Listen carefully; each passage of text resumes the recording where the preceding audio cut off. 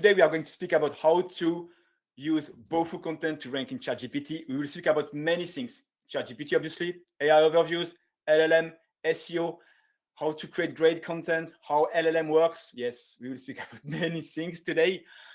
If you don't know me well, I'm the founder of thruuu. It's written on my hat, but maybe my hat is, you cannot read because, yes. You're the founder of you I don't even know how to say I that know I backwards. should have switched my camera. In fact, this is a silly mistake from a branding perspective. Anyway, can you restart? No, I'm kidding. So yeah, I'm the founder of thruuu. Some of you might know thruuu. It's I'm the founder. I created this tool 5 years ago. It's a SaaS to help SEO content team. You can analyze Google search, analyze AI overviews, monitor AI overviews is coming. You can create content briefs. You can cluster keywords. It's a great tool if you want to create great content. But I'm not here today to speak about myself and about thruuu. I have a great guest today, Lashay, right? And Yeah, I like that. Yeah. like, I like like the French accent. Yeah. French accent. Okay. So Lashay, SEO expert focusing on B2B SaaS content strategy, founder Yes. of BOFU.ai, also founder of a great newsletter, and I recommend you to subscribe. We will send you the link later on. Lashay, can you tell us a bit more about you? What are you doing in your life? Oh, just surviving, Outside of that, lot of SEO style stuff. There and funny thing, guys, like this was totally by accident, but there's definitely a BOFU LLM thing going on here. So I've been deeply submerged in that and just trying to dissect and understand what's going on there. But yeah, lots of stuff going on in terms of SEO and GEO and AI search and stuff like that. But yeah, that's what I've been up to as of lately. All Yeah. right. You just said geo, and so geo, SEO. Is there really a difference between optimizing content for Google and for ChatGPT? I mean, there is a difference between geo and Oh SEO yeah. from your There's perspective? there's definitely a difference between the two. Yeah. Yeah, totally. Um so and a lot of people know the typical SEO optimizations, right? Like where it's include the keyword in the H1 and make sure the keyword is in the first 100 words and that it's in the H2s and that the URL slug has the keyword in it. Very like SEO 101 type of stuff. But with GEO, it's a different ball game. Like it's less, do I have keywords in my H1 and H2s, and more, if is the information on the page contextually relevant to what my target market would be searching in GPT if they're looking for a solution like mine. All right. Right. So much more nuanced, but there's definitely a difference there. Yeah. Yeah. Okay. So there is a difference, right? But there is still, I guess, things that we are doing in the, let's say, classical SEO that still work for LLM, right?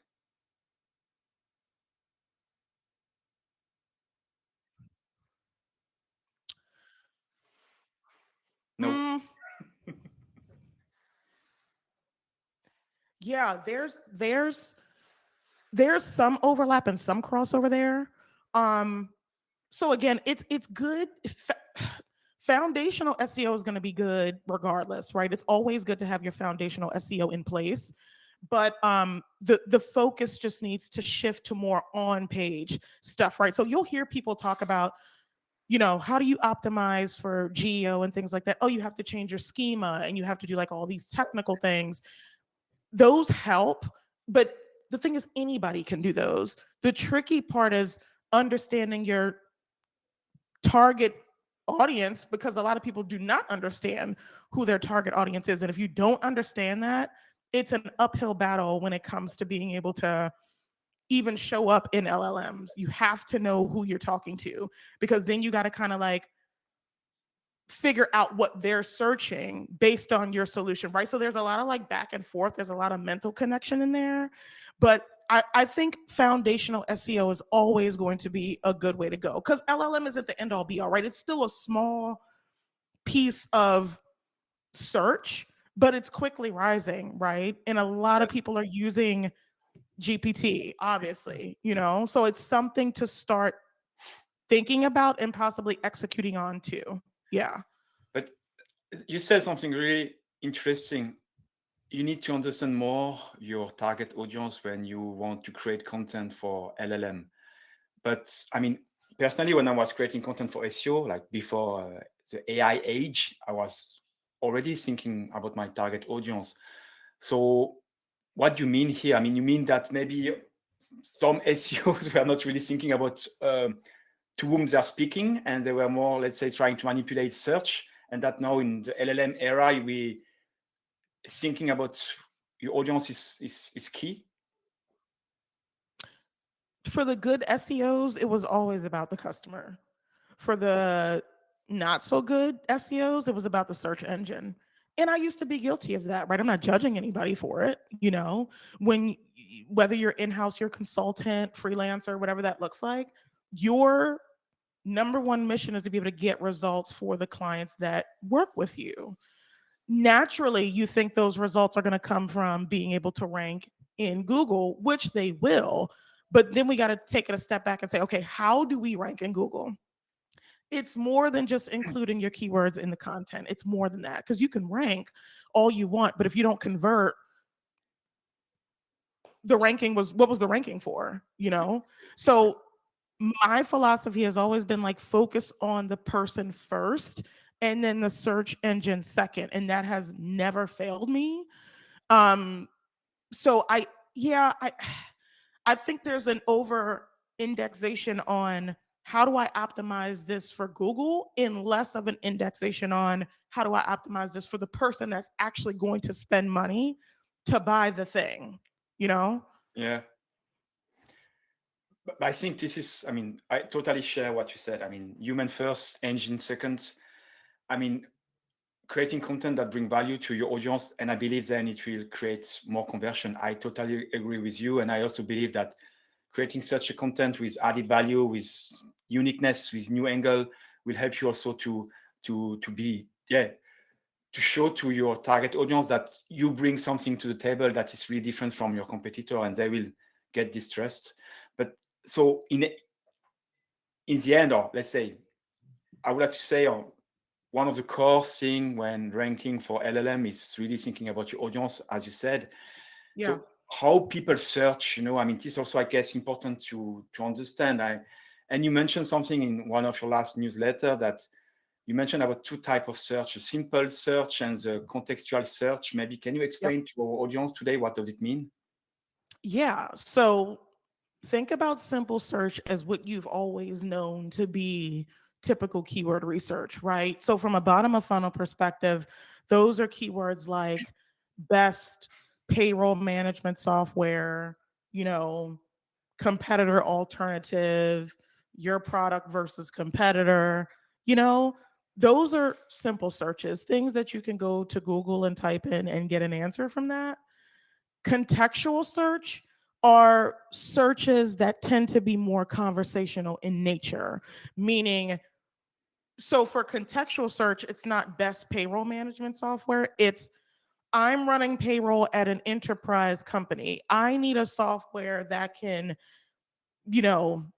manage taxes, organize, tax information. It's a very granular search. And the funny thing is, if you try to take a contextual search and put it into Google, you're going to get an entirely different answer than you would if you went to GPT and started typing in a contextual search, right? So that's the difference between simple search and contextual. Contextual just means conversational, but the nature of GPT is conversational. People talk to it. It asks follow-up questions. Even if you look at, there was a report done, like a GEO research report. And if you look in section 1 of that report, it talks about multimodal capabilities with GPT, meaning that it goes through multiple different reasonings in why it surfaces what it surfaces. Google up until this point has not done that in that way, right? There are different ranking factors to be able to rank in Google, but there's never like a thought process with how things show up. Versus GPT, there's an actual thought process of like, okay, you're asking for this thing.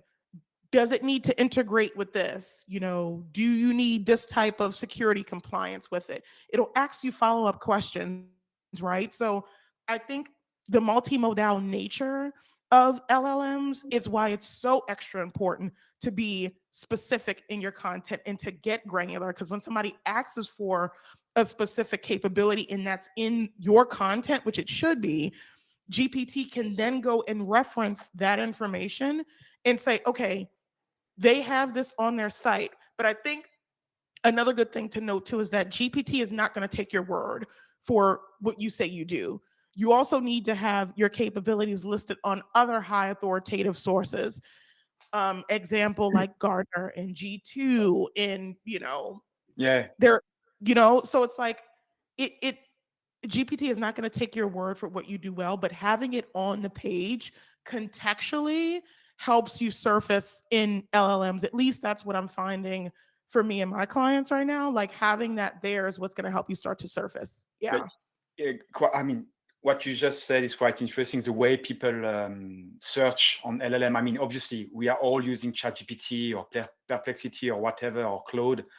And we know that we have a different way of using Google versus ChatGPT. For Google, as you said, we have shorter terms, shorter queries. In ChatGPT, we have a conversation. So it's true that sometimes when I search for things, I give him also context, who I am, what I want to do, what is my pain point, and then he will provide me a list of softwares, a list of solutions that might answer my pain point. But so now about creating content, Lashay, so what do you do, let's say practically? Do you structure your content in a way that you already speak about the persona into your content? How do you do that? You know, do you have some tips or to structure your content here? Yeah, for sure. So I've been, I've been doing this a long time, but more specifically running a consultancy for 2 years now. Since I've started running the consultancy, so the first consultancy was Authority Plug. That was a highly productized consultancy. And I think the importance there is that everything that I do in terms of content writing, I do in a modular fashion. So I was not good at writing from a blank page. That's just like my kryptonite. Like I cannot write from a blank page. So I created these frameworks to be able to help me not write from a blank page, you know? And these frameworks include things like persona and ICP and pain points and capabilities and everything that somebody who is at a decision stage would want to know about your product. And then from there, what I would do is I would work with teams to be able to,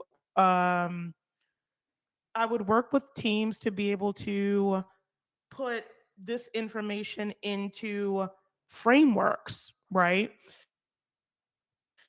And then, but the problem I kept running into there was that the teams did not have enough time to execute on this. The process worked though, you know, it worked, but teams just didn't have enough time to execute on this stuff. But the just I think the biggest tip I can give in terms of like structure, break your content down modularly. Everything I do is modularly done. And again, include things. Now, I think the tricky part about that is the information that you need to be able to write the bottom of funnel content is going to come from within different teams. It's going to come from product, it's going to come from sales, and some of it is probably going to come from customer success. Sometimes one team will have most of this information, but I think the important thing, again, like the biggest tip is just breaking everything down in a modular fashion. Think about it like building blocks, right?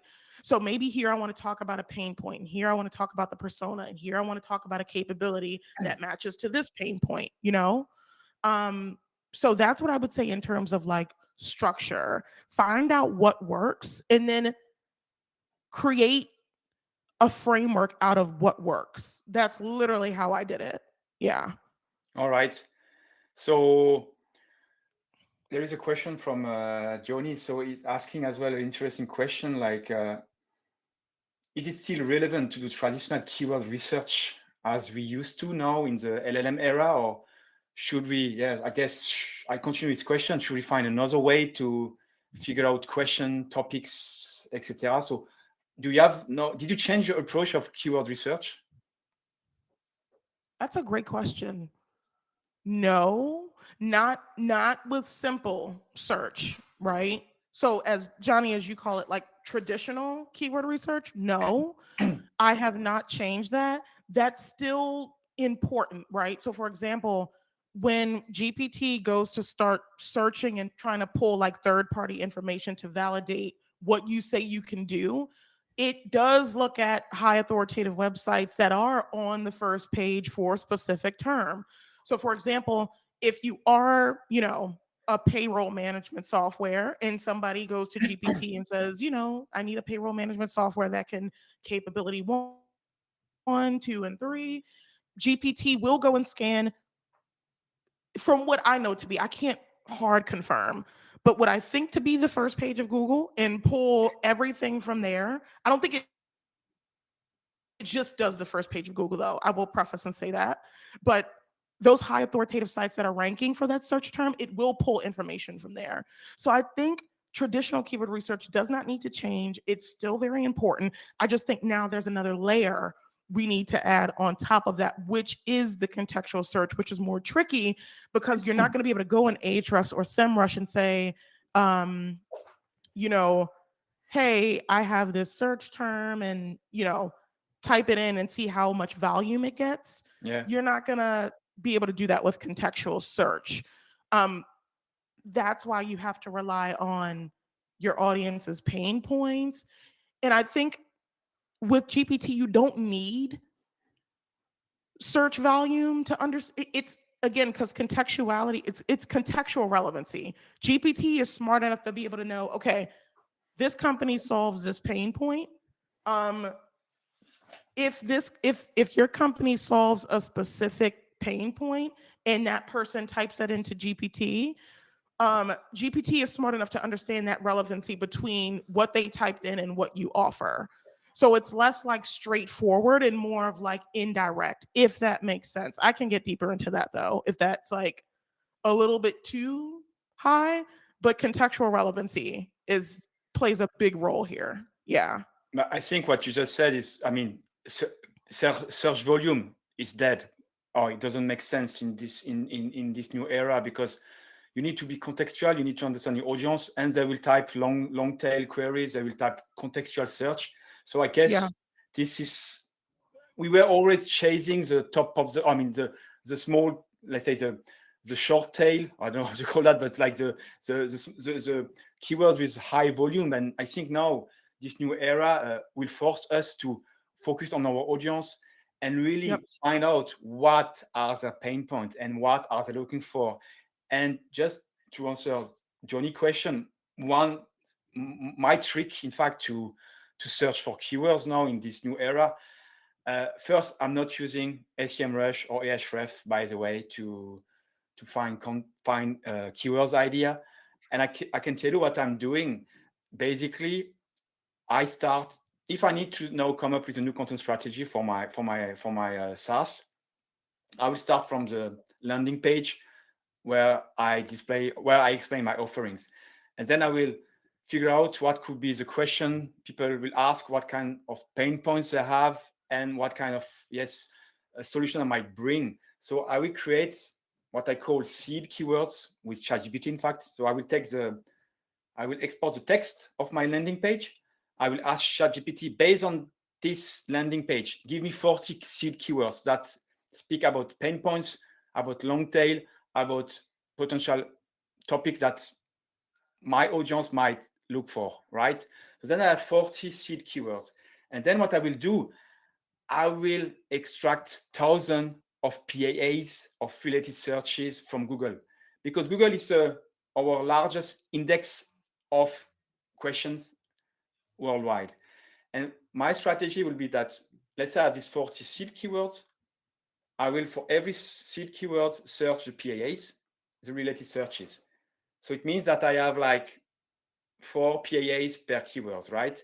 And then I do again this process 2-3 times, and I end up with like 2,000 search terms that are long tails. And then I will cluster them as well using keyword clustering to figure out the topics. And then I have, let's say, topic cluster or keyword cluster made of long tail that will lead me to creation of article. I don't know if I'm clear, but this is the strategy that I'm using right now. And I wrote an article about that, by the way. I will share it in the chat. So it's basically extracting at scale long tail questions from Google, and then I can create content, I guess, that is really answering the need of my audience. Sorry. Yeah, something else. Yeah, sorry, Lashay. Yeah. Something else that people can do too, if you're paying for GPT, like the pro version, $20 a month, you can create a custom GPT, right? That's like a research assistant. And then take some of your internal documentation and upload it into your custom GPT and ask it questions based on that internal documentation, right? So like, what are the most pressing pain points that keep coming up from my audience? And then from there, you can start to get a sense of, okay, you know, here's common patterns that I'm finding. And then from there, you can ask GPT, okay, based on these pain points, what search terms would you, and it's not always going to be like super accurate in terms of like, oh, the keywords that it spits out at you are going to have search volume. But it helps you get more specific with, okay, here's what my audience could be searching. Because the goal is to try to match internal perception with external perception, where it's like you see yourself one way, but how do people on the outside see and talk about you? Matching those two things up is how you get attention. Yeah, the right type of attention. Yeah, what you said, obviously, as well. Personally, I'm a small SaaS, so I don't have like a huge team behind me. But what you said is clear. Like analyzing a sales document, analyzing customer success document, figuring out pain points. This is a base, I think, to set up a proper content strategy that will help us to rank on LLM and as well on Google to some extent on AI overviews. So clearly, also, Lashay, you mentioned another key point, I think, is being mentioned, right? So you mentioned authoritative sources. From your expertise in, let's say, what are the key websites or platform where you should be you should be listed?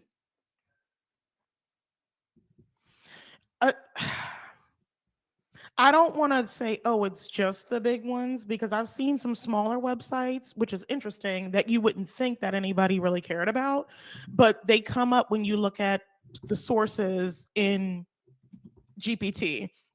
But typically I see G2 being pulled a lot, Gartner being pulled a lot, and just like Capterra being pulled a lot, like a lot of third-party review websites, especially in software. Like that's what I'm seeing a whole lot of. I think, and to answer the question in the chat, how can you prove your authority / relevance to LLMs without backlinks?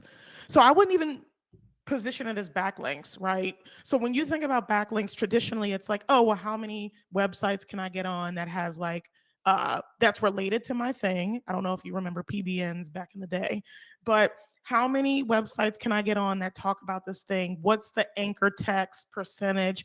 Like all those things. Like don't necessarily look at it like a backlink. Think about it more as a brand mention, right? So then we start going from SEO over to PR.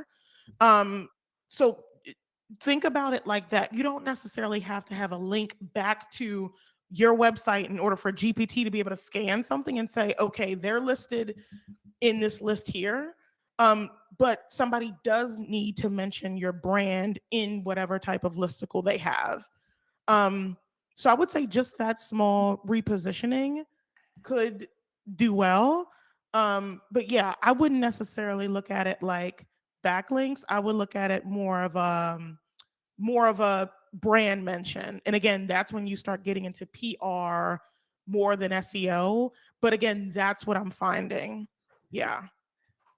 I mean, again, we totally agree with what you said. I mean, brand mention are so key. But so basically, does it make, I mean, does it make sense to still have backlinks? I guess yes, because internet is a network, so you still need to have links between websites. But for LLM, did you notice that mention is more important than backlink, or having both is equally important?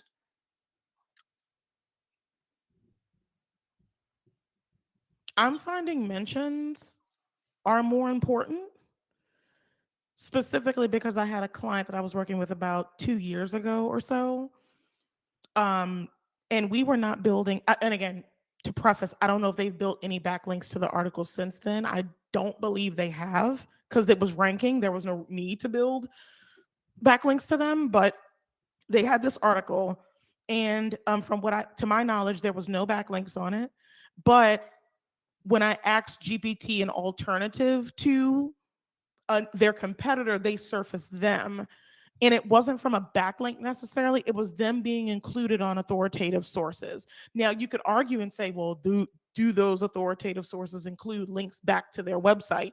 Not all of them, right? So again, the big ones like G2 and Capterra and Gartner, they do include links back to your website, but it's that's I don't think that's the important thing here. I think the important thing is that you are listed in whatever type of listicle they got for the best, whatever category you sit in, that you are listed there. That's what GPT sees. It's not like a backlinking type of game anymore. Like, oh, what's our anchor text percentage to see, do we have enough exact match anchors to be able to rank? It's less about that and more about what are people saying about the brand? Are you included in any best of type of list? And I find that you will surface whether, so let's say you are included in a best of type of list, whether they have a link back to your website or not, GPT can still pick that up. Yeah. Okay. So So, that's why I would say brand mentions are more important. Yeah. and also, I guess you need your brand to be really mentioned next to what you offer as a solution for for the target audience. I mean, Yes. if your brand name is isolated in the text, doesn't make really sense, right? You should also, I think, your name should be next to maybe also your competitor. I mean, in the same corpus of content, right? Yes. Again, that's where relevancy comes into play. So again, GPT is smart enough to understand contextual relevancy. If you do a specific thing and you're on a website that talks about that specific thing, like it's going to be able to make that connection. You don't always have to be as direct with GPT. It's not like, and that's the difference between like GPT and LLMs and Google. You do not have to be direct. It again, because that contextual relevancy stops you from having to be too direct. Oh, I need to include the keyword this amount of times. Oh, I got to say what we are right here. GPT knows what you are, right? Again, because it doesn't just take your word for it, it takes other companies and people's words for what you are. So a lot of external validation done with GPT that I'm finding. Yeah. But, okay, then I have a question. It will be easier to manipulate than ChatGPT, because I could then create, let's say I'm a SaaS, right? So I'm a SaaS. So I could create a page about one of my competitor and just say random things that are not true, right? That the tool is not good, that clients are complaining. Did you already notice something like this kind of black hat method where people create fake content, or not fake, yeah, content that are, dropping bad stuff about a competitor? I've seen it, right? So not in like GEO terms or anything as of yet, but yeah, I've seen like dirty SEO done, where they just like spam a bunch of backlinks on somebody else's stuff. But typically, like Google can pick up on that stuff, and you can kind of, I believe, haven't been in there in a while. Um, there used to be some sort of function where you could like wipe backlinks off of your website. Again, I haven't built a backlink in so long. But there used to be some sort of tool where you can kind of like de-index backlinks from off of your website just in case there was like some shady SEO being done by a competitor. Um, I think the good thing about LLMs though, it's going to be trickier to game LLMs. Like the mainly because again, it doesn't just go off of what you say. You can't make somebody else say something about you. You have to live up to whatever it is that you want somebody to say about you. You actually have to do that thing. Unless, now I'm not saying you can't reach out to websites and say, hey, can you include me in your best of list? I'll pay you X amount of money. Not saying that people can't and won't do that. People will do that. But it's I just think it's going to be a bit trickier than just the general backlink thing. Because again, back in the day, we could build a private blog network and link to our site an unlimited amount of times until Google says, oh, this is the one. But with LLMs, like they have their own reasoning, their own logic on how they do things. So it's like it's just going to be more difficult to game that system. Yeah. Even real quick, going back to the keyword research part, one thing I forgot to mention, I think it's going to be harder to do keyword research for LLMs because searches are going to be one of one, So the odds of somebody typing in a long string contextual search more than once the exact same way the odds are probably impossible versus somebody typing best payroll management software for enterprises, a lot more likely, right? To the point where a tool like Ahrefs can pull the search volume, Yeah, but I will come back to gaming LLM, and you mentioned PNB, private PBN or private blog network. Yes, you could create a private blog network to link to your site, but now I could create a private blog network just to speak about my competitor in a shoddy way. I could create thousands of pages that will basically say wrong things about my competitor. And honestly, I'm pretty sure that there is already a guy on this planet doing that right now. There is a kind of black hat GO doing that right now. So, but I was curious if I'm white guy, I'm white hat guy. So I won't go in this direction, but I mean, did you already hear about some stories like this that, guys building up like thousands of pages just to manipulate LLMs? You never heard about anything like this? No, but marketers ruin everything. So somebody's going to attempt to try to do that.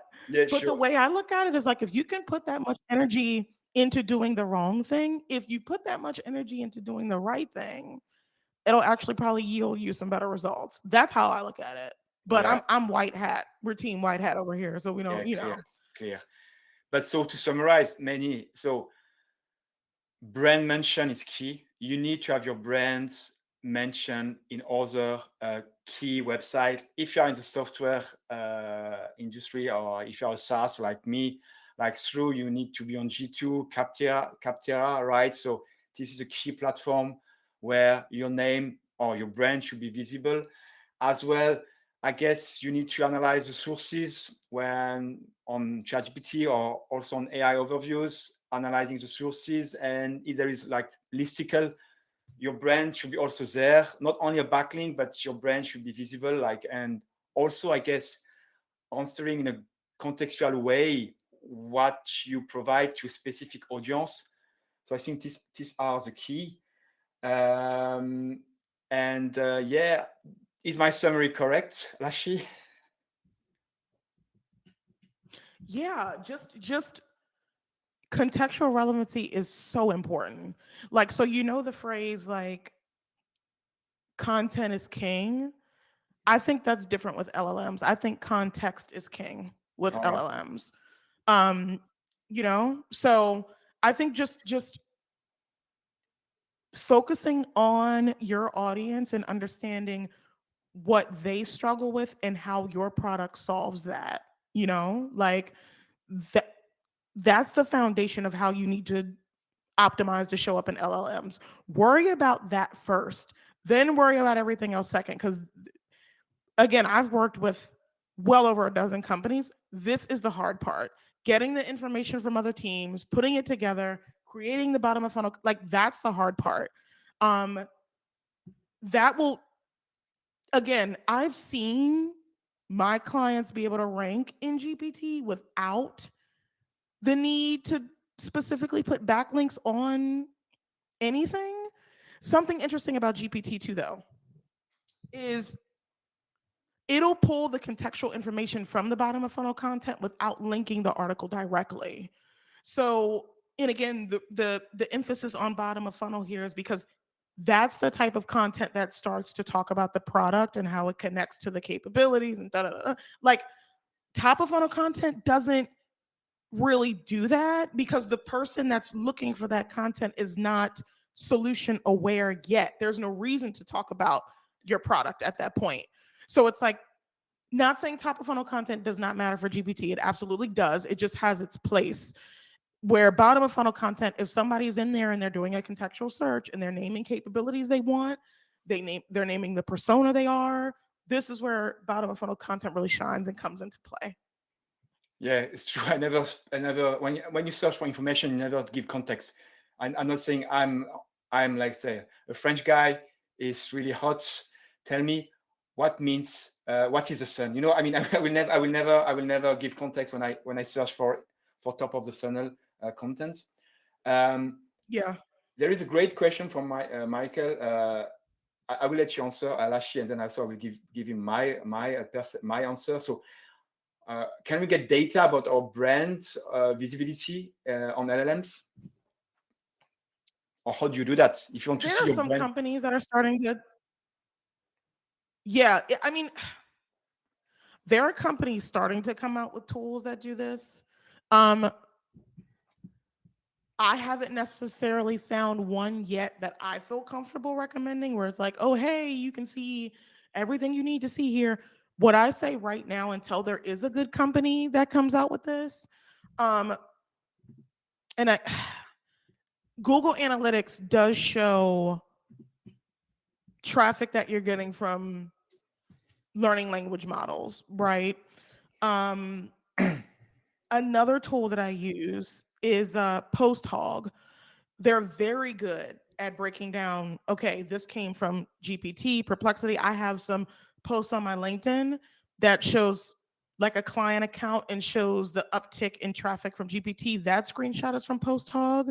Highly recommend them in terms of as like a GA4 alternative because GA4 sometimes is a little janky. They shave conversions off, they shave traffic off, they have sample data after 500,000 visits, you know, so it's just some things with that, but PostHog for sure. Yeah.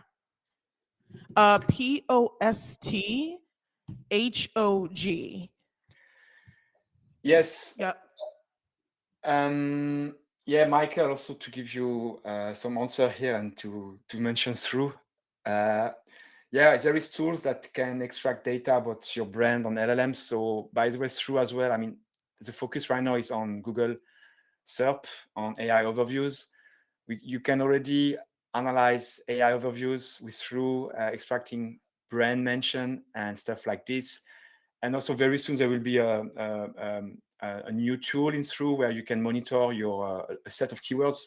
So basically you can drop a list of keywords and through will analyze Google SERP. It will extract your brand mention from the AI overviews. It will analyze the sources. It will check when you are mentioned or not. So it will be quite deep into all this kind of research to really tell you what you should focus on. So it will be very soon out, and just sign up for a free trial. And as soon as the feature is released in 2 weeks, you will be able to try, Michael, and I will be happy to get your feedback. So it was a commercial break about through. And there is a question about black hats, but honestly, I don't know if black hat can harm a website ranking. It's not really our topic today, but Lashay, you have something to say about that? Yeah. If you think it's worth the risk, which it usually never is, like I've been there and done that. especially if you're on a client site. Like 100% do not do that. But to me, it's not really worth the effort of doing anything black hattish. It's just, again, the energy that you put into that, you could actually put into doing the right things, and you will get results from doing the right things. You'll get results from doing the wrong things too. Like, I'm not going to sit here and pretend that you wouldn't, but it's going to come with that looming, what if Google sees this? What if they slap it down? What if they, because the new thing is like less like backlink black hat activity and more of like, okay, AI activity. How much of your articles are you using AI to help you produce? Because again, the companies that got a little bit too excited about AI and was like, started publishing 200 articles in 2 weeks, they suffered a mass like decline in traffic once Google updates. Once there's an algorithm update and they start looking for that AI type of content. And like I told somebody on a strategy call yesterday, it's AI is not the problem, it's how people use it. How are you using it? Are you using it for nuance? Are you using it to help consolidate information? Are you using it to fill gaps in your workflow? Or are you creating whole articles with it and not editing anything? No. So it's just like, it's not what you do, it's how you do it. I think with black hat stuff, there's some stuff is what you do. Like, don't spam. Um, Again, put that energy into doing the right things, and you will definitely reap the rewards from that. I'm living proof of that.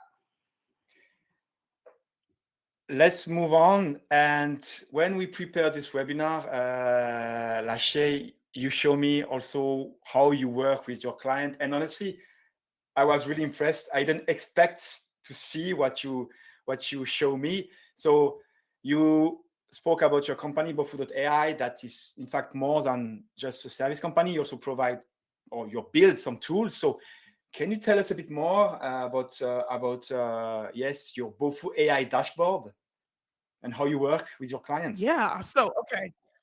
I think there's a lesson in here too for everybody. Um, so I tried my hand. First of all, I seen a gap in the market at the end of, really in the middle of 2023, where no AI tool could write good bottom of funnel content. And I was like, okay, Jasper can't do it, Copy.ai can't do it, because they're using information on the internet to source content, but bottom of funnel content is not on the internet, it's in your org. So I'm like, okay, there's a gap here. I can probably fill it. Long story short, tried to build BOFU.ai at the end of 2023, worked on it from November 2023 to like August, September 24, sold nothing. People love the idea. They were super excited about it. But the best way as an entrepreneur to get your ideas validated is money in your hand. So I could not sell anything for like a whole year. And I took a break from it, came back 6 months later, which is March of this year, and decided that I was going to turn it into a consultancy versus a product. And from there, it's just exploded from there. And I think the reason being is because I was putting too much emphasis on the AI portion of it, when AI is not the use case or the value prop. It is just a modifier to the use case or the value prop. So the use case is bottom of funnel content. Like, that's what I do. And AI just helps me do that quicker, more efficiently with less people. That's it. AI is not the value prop here. And I think once I made that shift, and it was one more shift, understanding the difference between a software and a tech enabled service. I was mixing those two up. But when I started referring to myself as a tech enabled service, you can charge advising prices still using AI, right? So it was like that positioning shift was everything. So essentially, like, I've built this platform to be able to help my clients create bottom of funnel content. I hate the word scale. I hate the word scale, but more efficiently with less people, right? Um, and yeah, it just is a lot of different things had to be put into it. So, for example, uh, we take the client's information and upload it into BOFU.ai. It parses through all the information that I need to be able to create the bottom of funnel content. So those frameworks that I was telling you about that I was running people through before, I've put those frameworks into BOFU.ai and have taught AI all the frameworks that I have. And I use AI to execute on those frameworks to deliver me a good first draft. From there, an editor comes in and edits up that content. And I think it's very important if you are building some sort of AI, something, whether it's a service, product, whatever. I think this would apply more to services, though. Always have a human in the loop element. AI is not capable of taking something from nothing to everything at this point. So always having a human in the loop in the process is very important. But yeah, I mean, essentially the reason for, and it took me 2 years to get here, because I have a very meticulous process with how I do bottom of funnel, and I needed to be able to teach AI that as much as I could. So it took me a while, but we're here now. It's good. It's a platform being built. Eventually, I'll turn this into a standalone software where, you know, freelancers and companies and teams can get into it and have their bottom of funnel content written based on frameworks that I've had. It'll be a standalone software at some point. But for now, I have it in a platform where I'm able to help my clients and I can keep my company small, right? Because my goal isn't to build some huge enterprise type of thing. My goal is to have like a portfolio of different companies all around BOFU. So free tools and all types of stuff, all types of ideas I got for this. So yeah, that's the platform. As a whole, we can talk inside of the platform, edit inside of the platform. I don't like Google Docs that much. It's not as organized as I would like it to be, which is why I started my first consultancy in Notion and not Google Docs. But yeah, it's I think it's easier to do this once you have already productized your process. Yeah, it's easier to do that because again, all I did was teach the frameworks to AI and then have it go from there. If you go to BOFU.ai, it's a waiting list page. The website will be done soon.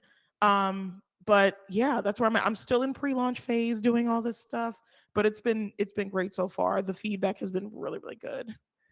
Are you still accepting a new customer? Yeah, Because you yeah. have 2 clients now already in the chat. So great. I mean, I saw your I approach. what would you, Vanessa? Sorry? Vanessa said she'd buy it. Well, I'm working on it. I'm working on it. It'll be a thing. It'll be a thing. And I think me doing BOFU.ai first is gonna help the standalone thing because I get to stress test everything here first before I roll it out into its own standalone thing. So yeah. Thank you. I'll make sure to maybe Carson, maybe. I don't know. See, now y'all gonna make me excited.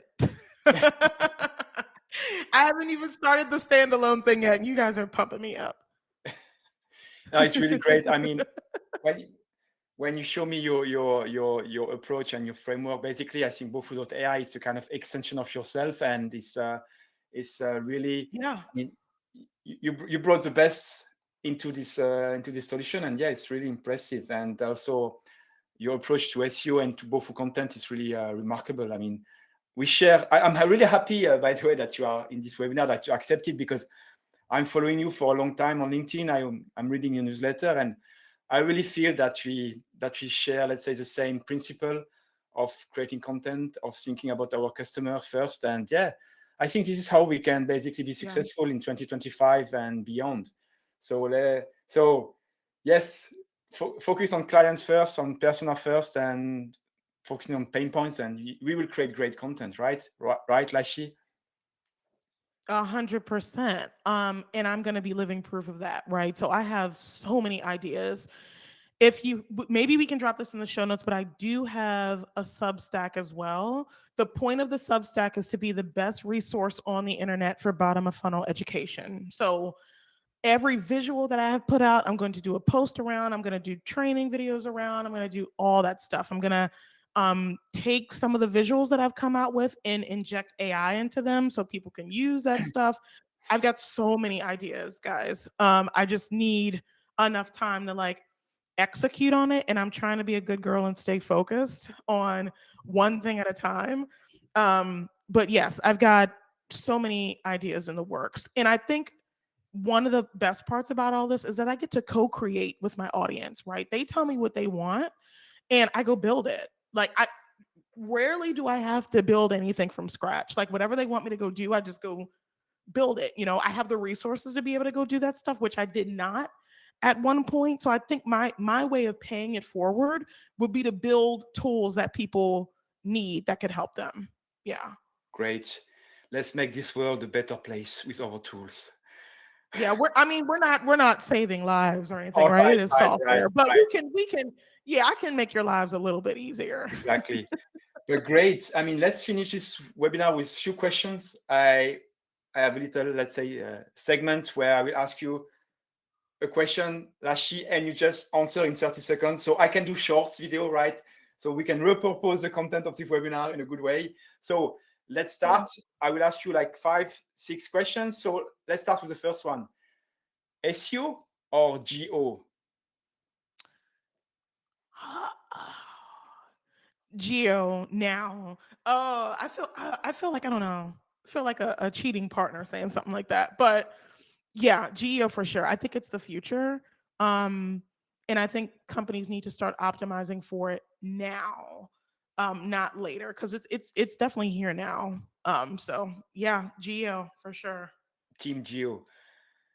Ranking number 1 in Google or get recommended by ChatGPT? Recommended by GPT. Ranking in Google is still important. I feel like I have to have a backup answer for all this stuff. Ranking in Google is still very important. Like most people still use Google, right? But it's just with GPT, it's like people, it's weird because a lot of people trust it, especially once they start asking those follow-up questions and they give it context. And for your solution to surface with that is pretty powerful. And I'm seeing more and more people start to get leads and traffic and all this stuff from GPT because people are starting to trust it. Great. Brand mention or backlink? Brand mention, easy.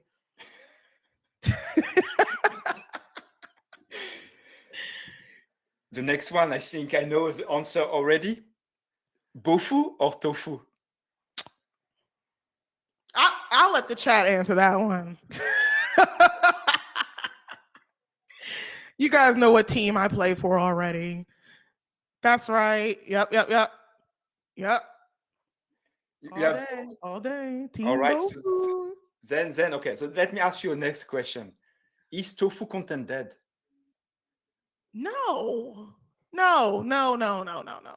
And I have to tell people this all the time. It's like, just because I don't focus on top of funnel content does not mean it's not important. Like, it's still important. It still has its place. Do I think people should do it differently? Yeah. But it's still a very important thing. It's like bottom of funnel is just one piece of the buyer's journey. It's not the buyer journey, right? Like, it's the end of the buyer journey, but it's see, now if somebody goes to buy that domain, Jasmine, it's the whole buyer journey is important, right? Somebody that comes in through top of funnel, and here's what I'll say about top of funnel. Typically, it's very definition based. Like, what is this thing? Topic definition. Typically, what I think companies should start doing is start injecting their POV in top of funnel content. You want somebody to understand your take on the status quo the moment they come in contact with your brand. That's what gets them excited with moving through the buyer's journey. Of course, the buyer's journey is not linear. We know this already, but it helps cement your point of view in their mind, right? And that's what gets them to want to take another action, you know? So top of funnel content is absolutely not dead. It just has its place the same way bottom of funnel content does, you know? Great. It was a bit too long. I will have to cut it for the shorts. Sorry. Of course. My last question. I'm only asking this question to get clicks on LinkedIn. So hear me. Is SEO dead? No. I can't even pretend. No, no, no, no, no, no, no, no. It's not dead. It's evolving. That's what's happening. Especially with Google introducing like AI mode. It's not that SEO is dead. It's just how we've known SEO to be is just changing, and we have to change with it. We have to evolve with it, you know. But I would never say SEO is dead. No, no. Great, great. Thank True you, concept. thank you, thank you. I mean, great webinars, by the way. I mean, I really love this conversation with you. I think it could have lasted 2 hours, 3 hours. We could have drink some I don't know, champagne, white wine from France or Yeah, red wine. I can't get too loose. We're on a webinar. We got to keep it some extent of classy. Like we're in front of people, but no, totally. I hope you like this webinar in the chat. Let me know. I mean, I also try to do this new format on the thruuu channel, having SEO or geo experts, having people who like to speak about content creation, and having this kind of interview kind of webinar. So, and obviously, yes, Jasmine, as you see, I'm finishing with this flash question to repurpose the content. So yeah, I mean, at the end, it's also the point, right? We need to create content once and repurpose it everywhere. It's also part of the game. Yes. LLM is multimodal. You need to be seen, heard, watched, read, etc. So it's part of the game. So Yeah. what I'd like to say, don't hesitate to, well, subscribe to thruuu channel, create a thruuu account. It's free. You can try it through. Contact Lashay on LinkedIn. She will help you with BOFU content. Contact me Any on LinkedIn. questions? Just reach out to me. I'm literally an open book, quite literally. So any questions about BOFU, reach out to me. More than happy to answer any questions you guys have. I love what I do, y'all. So I don't mind answering any questions you've got about this. And by the way, Lashay, did you have a good moment with me? It was okay? Of course. Yes. My LinkedIn, yeah. I'll put it in the chat. Hold on. Yeah, let's do that now. Let's share some links, people. We will send you our let's say profile, and don't hesitate to. I'm quite active on LinkedIn, on Twitter not so much. So if you have any questions, drop me a message, and happy to help. Okay. And the replay will be on YouTube in a few days. Some shorts will also come, so don't hesitate to subscribe. You can watch again that during summertime, and think about what we said. Really great. All right, so let's close this session. Lashay, thanks again. I really appreciate it. I appreciate that I appreciate first that you accepted my invitation. Honestly, I was a bit afraid, I was like, maybe she won't accept, and No. yeah, and I think we did a good conversation. So thank you everybody. Have a nice day, and see you soon for more content. Bye-bye. Thanks for coming, everybody. See you guys on LinkedIn.